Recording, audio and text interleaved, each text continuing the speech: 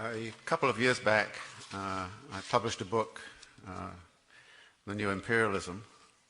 The book was written shortly before the US went to war in Iraq, and it was finished just about the time when Baghdad was occupied.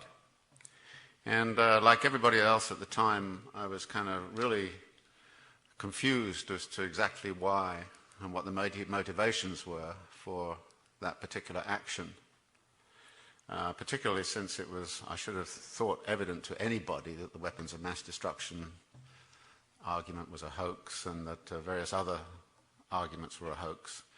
So I concentrated on a couple of issues. One was the long-standing geopolitical interest of the United States in the Gulf region because of its oil resources, and not simply from the narrow sense of preserving American situation, but dealing with potential rivalries, and in particular the rivalry that was emerging with China.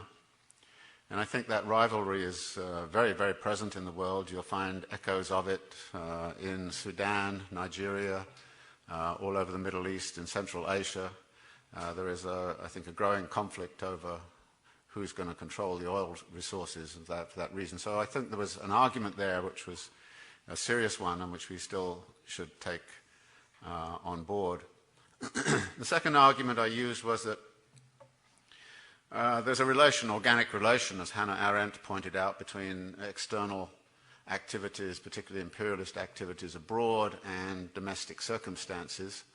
And as she put it, imperial ventures abroad and tyranny at home go hand in hand, and that I thought that the disciplining of the US internally was just as important as the militarism abroad, and that the militarism everywhere was pretty much taking over. And I really liked one of those little remarks that Bush lets drop every now and again when he kind of said, introducing the Attorney General, he kind of said, "I wonder why he's called a general. Well, I guess it's because we're all in the military now."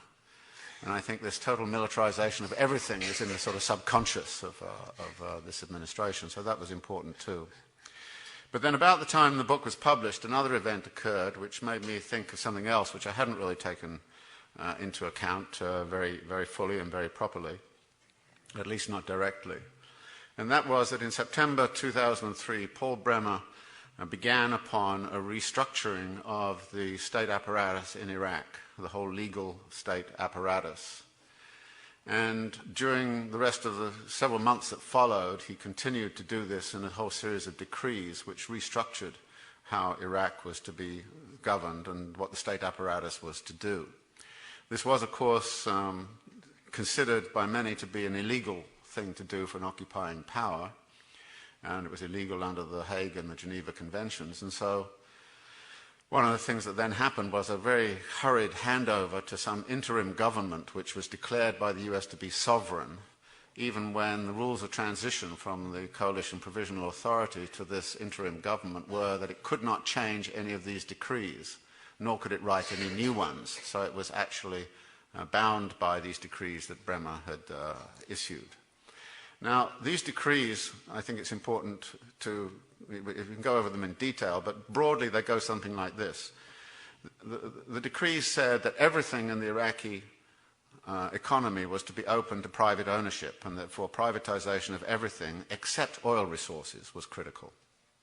The second thing was there was to be absolutely no barrier to foreign direct investment into Iraq, and in particular foreign ownership of anything going on in Iraq. The third thing was there was to be free trade with the rest of the world. And the fourth thing was there was to be no barrier to the repatriation of profits out of the country to abroad.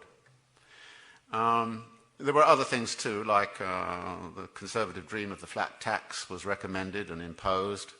There was particular attention being paid to intellectual property rights and so on, but those were other elements in this package. And this package organized the Iraqi state in a very particular way. And when I read all of this, I had this kind of throwback, as actually quite a few people did at the time, when I suddenly thought about what had happened in Chile after the coup of 1973, when Pinochet dislodged Allende. And within a couple of years, Pinochet had I guess it's an awkward place to say this, summoned the so-called Chicago boys to come down to, well, no, they didn't have to come down because they were already there. The Chicago boys to restructure the economy, and they did it exactly the same thing. They privatized everything except the key resource, which was copper. It's interesting. But everything else was to be open to foreign direct investment, foreign ownership, no barriers to repatriation of foreign profits, etc. Natural resources were to be sort of open up to private exploitation and all the rest of it. So what it suddenly seemed to me was that from 1973 to 2003, you had a 30-year period where this kind of idea of a particular kind of state apparatus, which was structured in that way, was going to be fundamental to what politics was about. And that neoliberal state apparatus, I choose to call a neoliberal state. It is the institutional arrangements of a neoliberal state which believe that human welfare is to be maximized and enhanced by a system based on private property, free markets, free trade, entrepreneurial liberties, freedoms, and the like. So this neoliberal imposition seemed to me to be a very important thing to look at more coherently. And in particular, the first cut at it would say, well, maybe this is what American imperial policy has been about all along, that is the imposition of neoliberal state apparatuses wherever it can. And when you look very carefully at something like what does the IMF do in its structural adjustment programs, you'd say, well, it imposes neoliberal state apparatuses, and that's what it's doing. It's an agent of US imperial power. So there would be a kind of a tendency to say that the neoliberalization of the global economy has been, as it were, a direct consequence of American imperial interventions with these two violent events, i.e. Chile at the beginning and Iraq at the end, sort of bookends of a whole history of neoliberalization. But then it seemed to me that this was not the full story at all, and it couldn't be the full story. After all, one of the main agents of neoliberalization was Margaret Thatcher, and I couldn't imagine that Margaret Thatcher would simply regard herself as somehow or other pushed to what she was doing by US power. And when I started to think further about it, I started to think, well, you know, the other thing that's happened in the world where a kind of neoliberalization has emerged has been China, and you could not say that Deng Xiaoping in 1978-79, when he initiated this big wave of reform around that period, was somehow or other responding to US imperial pressure.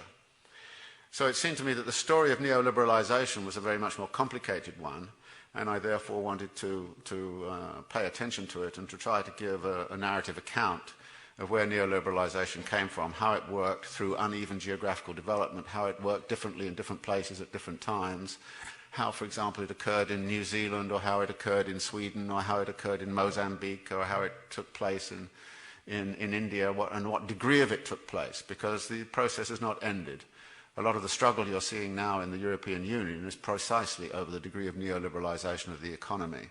And that the election in Germany seems to me to be partly about a resistance to further neoliberalization, and it's odd to find somebody like Chirac saying, saying, no, we don't want further neoliberalization. And it's Tony Blair who's pushing the neoliberal project and the others who are resisting it. So there's still a very complicated story of struggle around this process of neoliberalization. So what I wanted to do then was to partly tell the story as a historical resisting it. So there's still a very complicated story of struggle around this process of neoliberalization. So what I wanted to do then was to partly tell the story as a historical geographical story of where it originated, where it went, and how it arose in different places. But then what I did was to sort of say, well, how do we explain this story and what's it about? And there are three main threads that I looked at in the argument. The first thread is that this has to do with the power of ideas. And the power of ideas is, of course, significant historically, and therefore we have to take it seriously. And the issue here was the way in which a particular package of ideas, which are called neoliberal, were put together in a particular way. Now, neoliberalism as a theory is quite complicated, and there are many versions of it. But the version that it seemed to me would be useful to look at was the sort of von Hayek version, which began to be put together in something called the Mont Pelerin Society in 1947, when Hayek, Milton Friedman, Ludwig von Mises, Karl Popper for a while, and various other luminaries got together and decided that they were going to sort of create a ideological movement around neoliberalism. It was called neoliberalism because they took the liberal principles of freedom and liberty of the 18th century very seriously. The neo came from their adherence to neoclassical economics and their view that liberty and freedom of the individual could only be guaranteed by free markets, free trade, and a strong system of private property rights. And that therefore there was a whole sort of economic theory which was backing up the political theory. Now, Hayek was very prescient in a sense. He said that it's going to take a whole generation for our ideas to become real. And what they did was they managed to get some funds together. They got think tanks together. The Institute of Economic Affairs in London early took on their ideas. They started to persuade all kinds of organizations and the media, the Financial Times and things like that to push very hard in this direction. And they produced lots of position papers and lots of ideas. But nevertheless, during the 1950s and the 1960s, they were very much a minority group.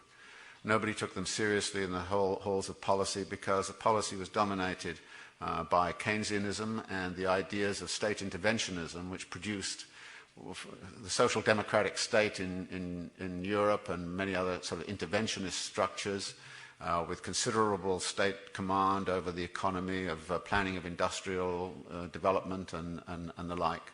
And it's hard to know exactly what to call this because, you know, you'd hardly call the United States a democratic state, or a social democratic state. And so in the end we adopt the term of saying, well, during the 1950s and 1960s we had embedded liberalism, i.e. a market system which is, however, embedded in a whole set of institutional restraints, regulatory structures, institutional arrangements like unions and the like, which are actually limiting what the market can do and how it can do it, and in particular limiting capital movements and capital control through capital controls. So here you have a situation where the main arguments are Keynesian, state interventionist and the like, and that period of 1950 and 1960 was delivering high economic growth. And whatever way you look at it, it was a quite extraordinary a period in capitalist history in that economic growth was sustained, and while it had many hiccups and many marginalizing aspects, it was nevertheless a very dynamic kind of process. And so there was no reason to abandon those realms of thought. Even though all of the neoliberals were carping in the wings about there's not enough liberty and not enough freedom, there's too much bureaucracy, there's too much state intervention, the state is a big threat to individual liberty and freedom in that kind of way. The difficulty occurred, of course, in the 1970s when the embedded liberalism no longer seemed to work. And at that point, all kinds of things started to go wrong. The Keynesian techniques didn't seem to work anymore. There was a crisis of capital accumulation in the 1970s. And therefore, people started casting around saying, well, we need good ideas. Where are those ideas? And at that point, you know, the neoliberals said, me, me, me. And in the mid-1970s, they started to be listened to. And they were listened to in part through more and more elements in the media and so on. And then when Margaret Thatcher came to power in particular, she took on board an advisor, Keith Joseph, who was a member of the Institute of Economic Affairs, who was dedicated to a neoliberal project. And Margaret Thatcher listened very closely to Keith Joseph and started to implement this neoliberal project.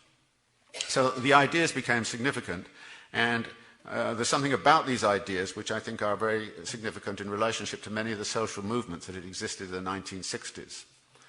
And the way I want to treat this is to say, you know, there's a very simple way to look at this. A lot of the movement of the 1960s was about two things. It was indeed about individual liberty and freedom. I think of the Berkeley free speech movement and all the rest of it. So there was a strong element of individual liberation from corporate control, state control. So there was a strong movement of that kind. There was another aspect of the movement which was about social justice. Now what the neoliberals did was to have a rhetoric which emphasized individual liberty and freedom. They basically said to everybody, we'll give you the individual liberty and freedom, you forget the social justice. And that is in effect what has happened, it seems to me, over the last 30 years, that the emphasis upon individual liberty and freedom has been perpetually there, though of course there's a question of how it's going to be realized. It's going to be realized through consumerism and niche consumerism and all the rest of it. That's another part of the story. So the neoliberals had a very powerful rhetorical device in which to start to persuade people. And in fact, many of the people in the movement of '68 could be persuaded to take the sort of part of the neoliberal line precisely because it was about that individual liberty and freedom and the like. So this was a part of the story, and it continues to this day. And there's a sort of interesting moment in 1973, which I reflected upon when Richard Nixon, signing part of this big raft of legislation which came through in the early 1970s, setting up things like the Environmental Protection Agency, Consumer Protection, and all the rest of it.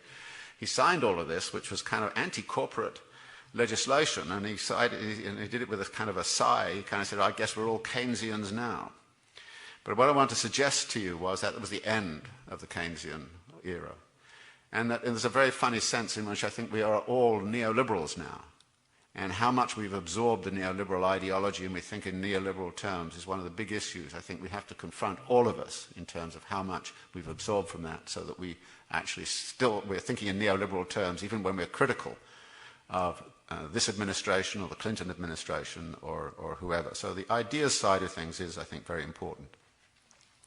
The second point would be to say, well, you know, the neoliberal project was really an answer to the problems of capital accumulation. There was a crisis of capital accumulation in the 1970s. Stagflation was everywhere. It was a global crisis. And it wasn't simply about OPEC, and it was all of those things were going on well before the oil crisis and the like. And so the 1970s were really a pretty rough period, an extremely rough period in terms of the dynamics of capitalism. Capitalism was failing, and the big issue was, can it be rescued, and how can it be rescued? At that point, the left had an opportunity. And the left could have taken a position and said, okay, we don't want to rescue capitalism, we want to go beyond capitalism, and there's a question about why the left didn't do that. The main solution of the left was to do, of the left that was in power, that was, as opposed to the sort of theoretical left, which was sort of out there, engaging in its sectarian debates. Those in power, like the Labour Party in Britain, took a corporatist line. And they basically said, okay, we're all in this together, let's all hunker down. And the result of that was the Labour Party was disciplining its own constituency, i.e. its own working class. So there's a tremendous tangle between the Labour government and the working class movement, and lots of fighting going on of that sort. So, and corporatism didn't work, and it didn't work anywhere very much as a response to the crisis. And so the left didn't have lots of fighting going on of that sort. So, and corporatism didn't work, and it didn't work anywhere very much as a response to the crisis. And so the left didn't have a good set of ideas. And in that circumstance, the neoliberals were saying, okay, we will get the thing going again. So at that point then, neoliberalism started to be one of the ways in which we were going to revive capital accumulation. And the first place where this was attempted was, as I mentioned, Chile.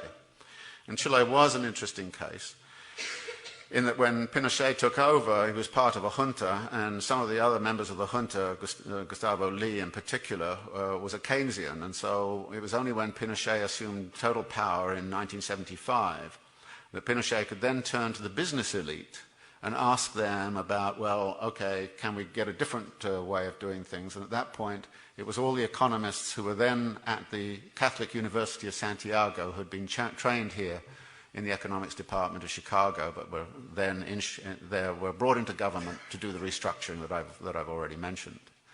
And what the Chilean case did was to start to alert people as to exactly what could be done through neoliberalization. And the Chilean economy jump-started very fast and moved very quickly, and it was a very great success story for a few years. And then in 1982 it came crashing down in a financial crisis, huge kind of financial crisis. And after that, the Chileans took a much more pragmatic kind of line, in which they were not fully neoliberals. They were kind of inching their way. Well, there were theoretical neoliberals in the sort of late 1970s, and then they started to be pragmatic ones after 1982. And this, I think, is an important lesson, because the pragmatism of neoliberalization is something I want to get to, as opposed to the theory. There's a big gap between the theoretical apparatus and the pragmatic version that has actually dominated in the world over the last 30 years. But what the Chilean case suggested was that neoliberalization might not work in its pure form. And actually, Thatcher found that out very fast. Thatcher's neoliberalization and her neoliberal reforms did not work very well. She would not have got re-elected in 1983 unless she had been at war with the Malvinas in Argentina. And that was one of the main reasons. It was nationalism that got her re-elected, not the fact that that there was this great success. Reagan's reforms didn't produce a great boom in this country. And in fact, very interestingly, if you look at the boom centers in the 1980s, they were West Germany and Japan, which were not neoliberalizing at all. Neoliberalism was not working, actually, in terms of jump-starting the economy. It was not doing it. It was not doing a good job. And part of the argument I made in the book is right the way down the line, you'll find that neoliberalism has not been very good at capital accumulation. And it's not been good at restoring it. In fact, as soon as you get into some of the dramatic neoliberalization, like Russia or something like that, you find negative rates of growth for several years. You also find what neoliberalization does is to generate financial crises all over the place. The number of financial crises that have occurred since 1980 are enormous. So you've got, so actually there's a real serious problem about whether neoliberalization actually solves the problems of capital accumulation. And at that point, it comes back to another issue of, well, if pure neoliberal theory doesn't work, and of course that's one of the criticisms that Stiglitz makes of the IMF these days, is kind of saying, look, it's a purely neoliberal apparatus, and then, you know, it's not really working. We need something else that really works. But this leads us into thinking about, well, what was the pragmatic version of neoliberalization? And I want to make an argument, and I spend quite a time on this in the book, saying the litmus case, the pioneer case in this was not Chile, it was New York City, and the fiscal crisis of New York City in 1975. And what happened in 1975, and I'm going to go over this extremely briefly, what happened in 1975 is the investment bankers in New York City refused to fund the city's debt. They refused to roll over the debt and forced the city close to bankruptcy. And as they forced the city into bankruptcy, they then put themselves in a position to take over the budget of New York City, first through the Municipal Assistance Control Board and then the Emergency Financial Control Board. And essentially what this meant was that all the tax receipts were no longer under democratic control in New York City. They were under the control of this board, which made decisions on how they were to be allocated and when, leaving the city government to discipline its own municipal labor force, not only to discipline that labor force, but also to start to actually find new sources of revenue. One of the big struggles in 1975 onwards was imposing tuition at CUNY. CUNY was tuition-free. And imposing tuition at CUNY was, okay, user fees have to be put in there. You have to pay for it. So this business, I think, was just part of the story of how, in a way, the financial institutions engineered a financial coup against New York City, which was just as effective as the military coup had been in Chile.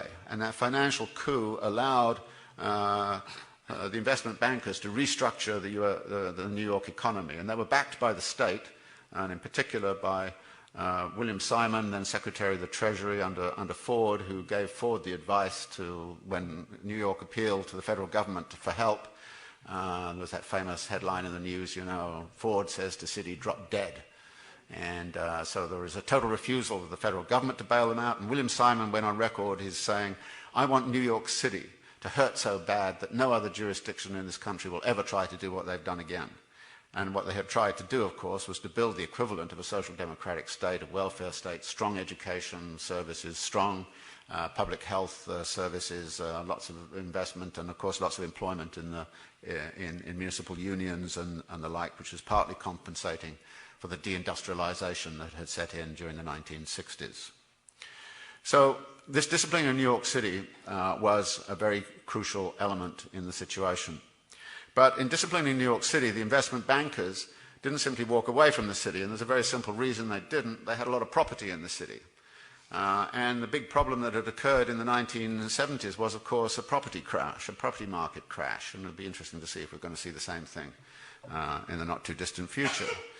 a property market crash, and they were really hurting. A lot of the property owners were really hurting. And this was the time when, for example, they built the World Trade Center, and there it was standing empty, and the only way they could actually fill it with anybody was to put all these state functions in it. So in a sense, the state had to subsidize. So the state assets were going into subsidizing the World Trade Center, because nobody else wanted to be in there, and a lot of surplus office space and all this kind of thing. So one of the things the investment bankers did is ask themselves the question, how can we actually revitalize New York City? And one of the key institutions in this was the Downtown Business Partnership, which set up a whole kind of strategy for marketing the city as a cultural center, marketing it as a place for tourists, but also recentering the place as the center of global financial services. And on that point, they were helped out mightily by the federal government, because in 1973, with the OPEC price rise, masses and masses of petrodollars were assembling over in Saudi Arabia and places like that, and the Saudis didn't know what to do with it. And in 1973, we now know that the US actually threatened to invade Saudi Arabia to occupy the oil wells to bring the price down. They didn't invade the oil wells, but what we do know they did was that the Saudis agreed to put all of their extra petrodollars into the New York financial markets, so that New York could position itself as the arbiter of all of the petrodollars globally, in terms of it becoming the investment center of a global financial system. So you were rebuilding New York around financial services, legal services, all those kinds of things, rebuilding it as tourism. They came up with this famous, the famous logo, "I love New York." That's when this was devised. And there was at the same time, it came up with this famous, the famous logo, "I love New York." That's when this was devised. And there was at the same time as they were cutting all of the services amongst the unions, there was this wonderful moment in this story when there was this incredible kind of conflict. The fire union and the police union didn't like the fact that they were, being laid off and all these kinds of things. And so they launched a campaign to go against the investment bankers' campaign to market the city, and they started to proclaim something called Fear City. And they went out to Kennedy Airport and all these other places and gave people leaflets and said things like this: there are no police to protect you in Manhattan, so don't travel on the buses except at midday. Don't go on the subway ever. And by the way, if your hotel burns down, you just better jump out the window, because there'll be no fire services to rescue you. And they actually, and actually this got back to Europe and all the rest of it, and the tourist stuff started to drop off. And so the investment bankers said to the city, "Hey, we've got to do something about this." So they started to rehire fire services, and they started to rehire police. But guess where they put them? They put them all in Manhattan. They took them away from the boroughs, they took them away from Staten Island and all this kind of stuff. So you ended up with a massive crime wave out in the boroughs and all this kind of stuff, while as you tried to seal off Manhattan as the playground for the rich and the place where the cultural services were going to be and the cultural activities were going to be. Now, what the New York City thing did, and Bill Tabb at the time wrote a little book where he kind of said, the Reagan administration, when it came in after this, simply transformed what had been done to New York and said, this is going to be our national policy. And it went even further than that, because if you look at what the IMF got up to after 1980 or so, this became then part of the whole kind of apparatus of structural adjustment. In other words, what was pioneered in New York City in 1975 was structural adjustment. And that structural adjustment then became part of a global strategy. But the pragmatic aspects of this were twofold. What the New York City disciplinary thing did was it departed from neoliberal theory in just a couple of ways. The first way was that in the event of a conflict between the integrity of financial institutions and the well-being of a population, you choose the integrity of financial institutions.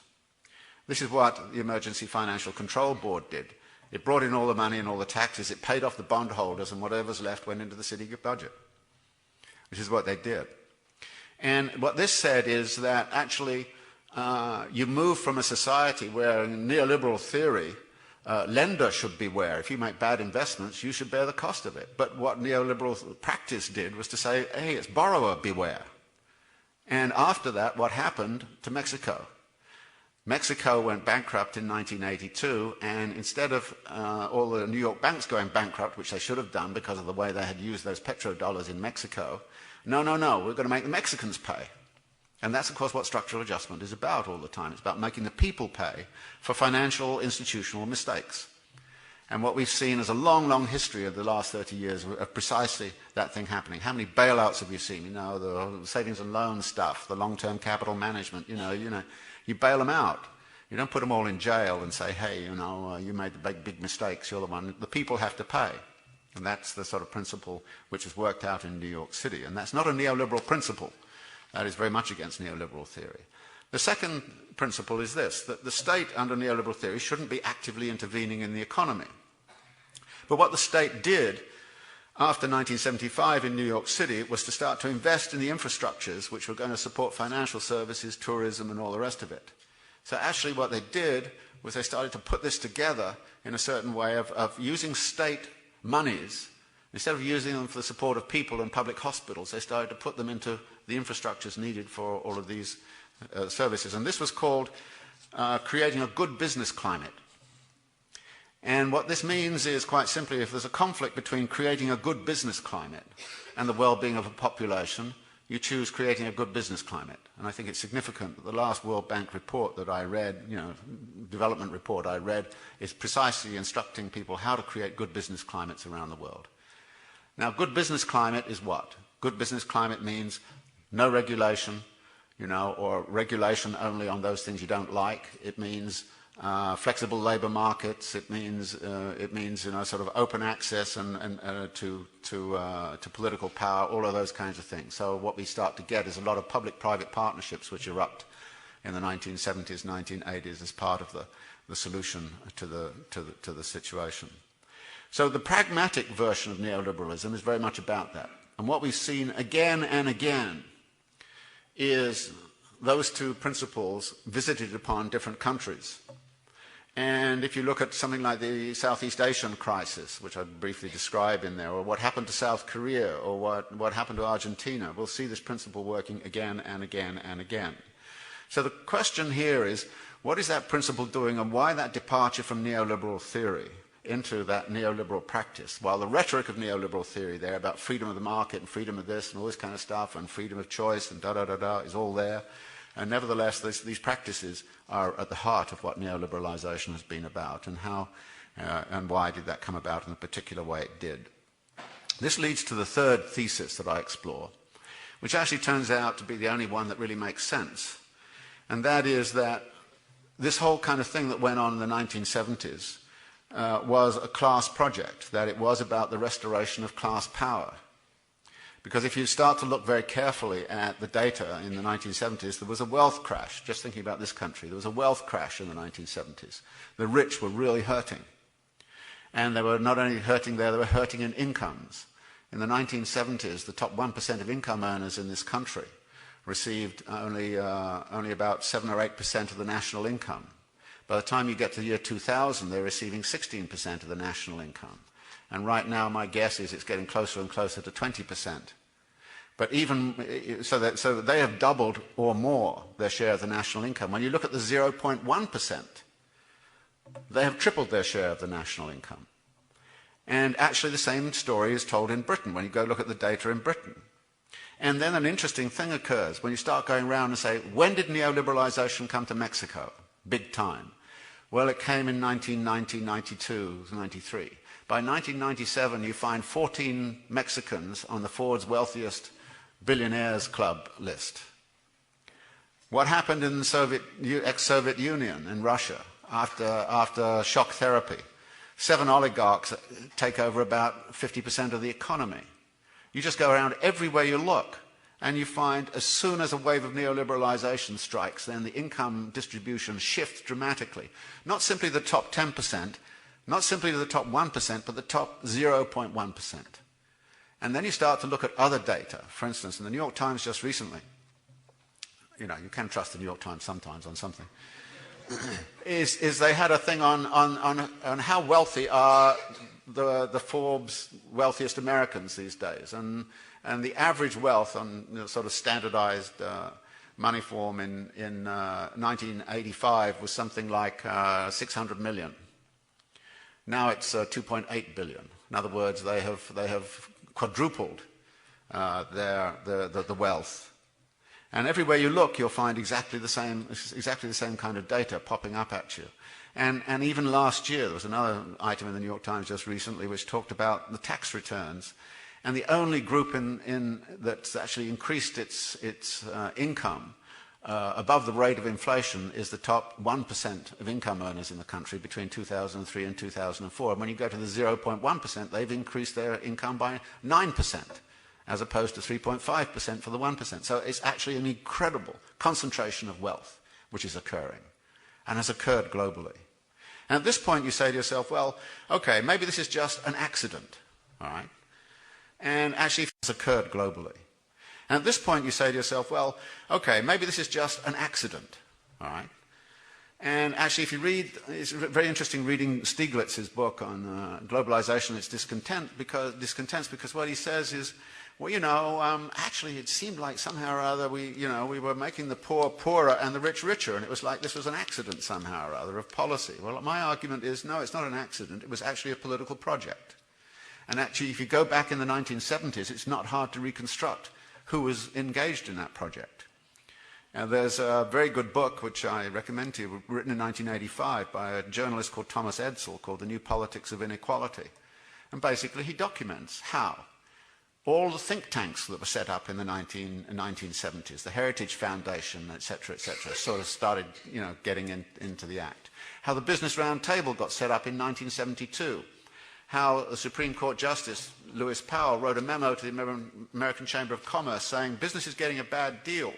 We have to have a collective action to try to rescue the reputation of business, and the American Chamber of Commerce has to lead that action. And after that, the American Chamber of Commerce got together with the National Association of Manufacturers, went to Washington, set up vast lobbying institutions.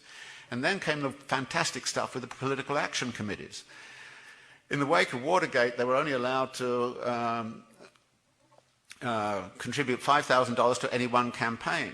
And in 1978, Reagan and William Simon, then Secretary of the Treasury, who had a permanent role to play in the New York fiscal crisis, what they did was they went around to all the political action committees and said, look, there's no point you just giving $5,000 to some influential senator, no matter whether it's Democratic or Republican. You have to collectively get together, and all of you PACs have to organize yourself so that you put your 5,000, 5,000, 5,000, and we get right-wingers elected to Congress.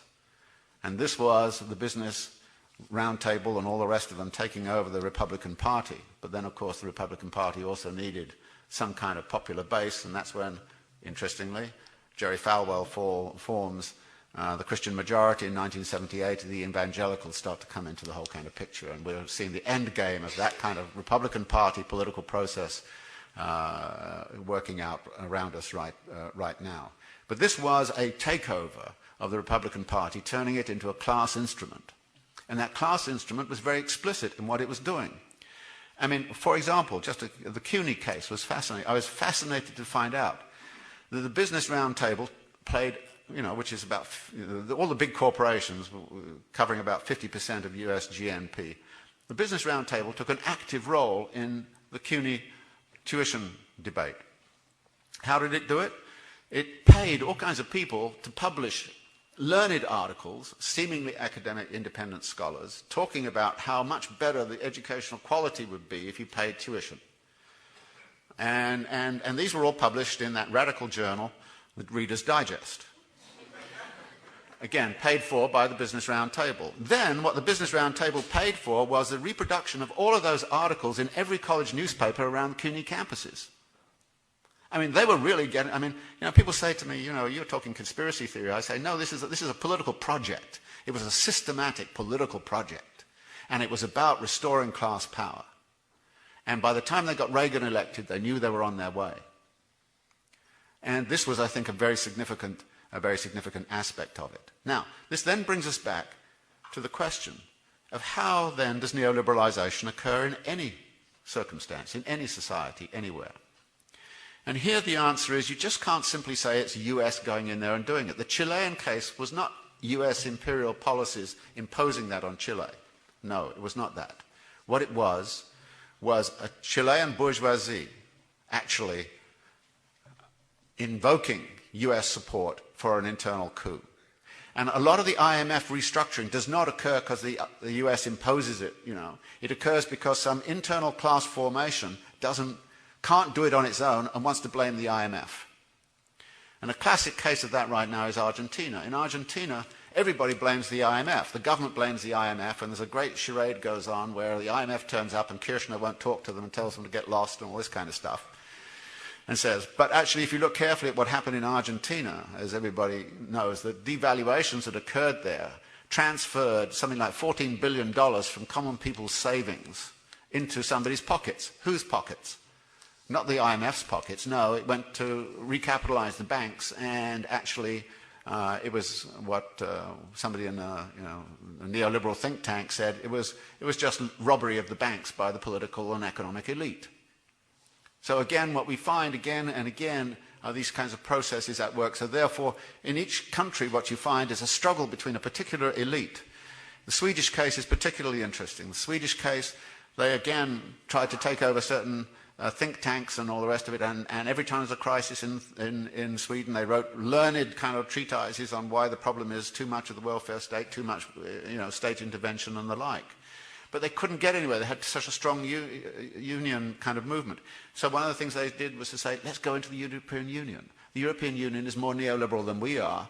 Then they'll all be bound by the Maastricht Accords, and then that's why we can consolidate neoliberal politics in Sweden. In each case, you'll find this particular kind of thing going on. And the China case, and I have a whole chapter on China, which is fascinating to go through. The China case, what you see is, again, immense concentrations of wealth emerging in China. It's gone from one of the most egalitarian societies in the world in 1980 to one of the most inegalitarian societies in the world right now. And there's an interesting kind of question as, how is that relating to the political party and the like? So there are many interesting kinds of questions. So the main thesis that seems to make sense right now is to say, look, when we look at this whole kind of thing, what we're looking at over the last 30 years has been a restoration or reconstitution of class power.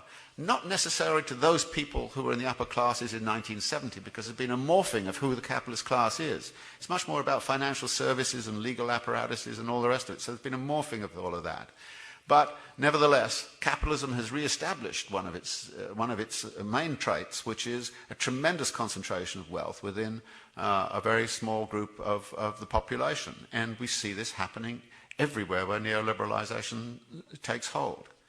So this is, if you like, one of the major theses.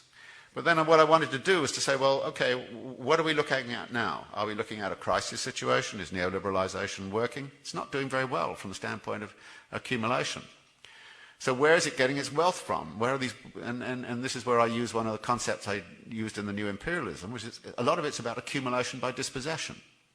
You read all this data about how wealthy these people are becoming in this country, and then you go and you say, oh, the workers, how many pension schemes have gone down the chute recently? How many people have lost their pension rights? How many people have lost their health care rights? What's going on with General Motors and Delphi and United Airlines and all the rest of it?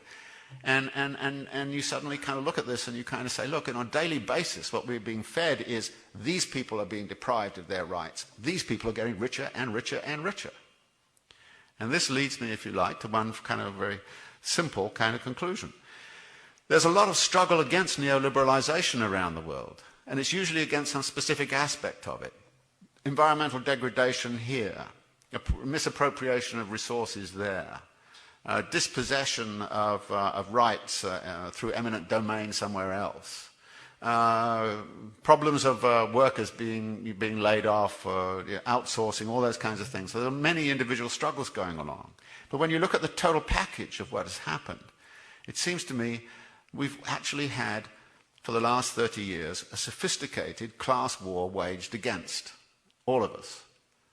And if it looks like class war, and it feels like class war, and why don't we call it class war? And why don't we engage on it back? Thanks very much.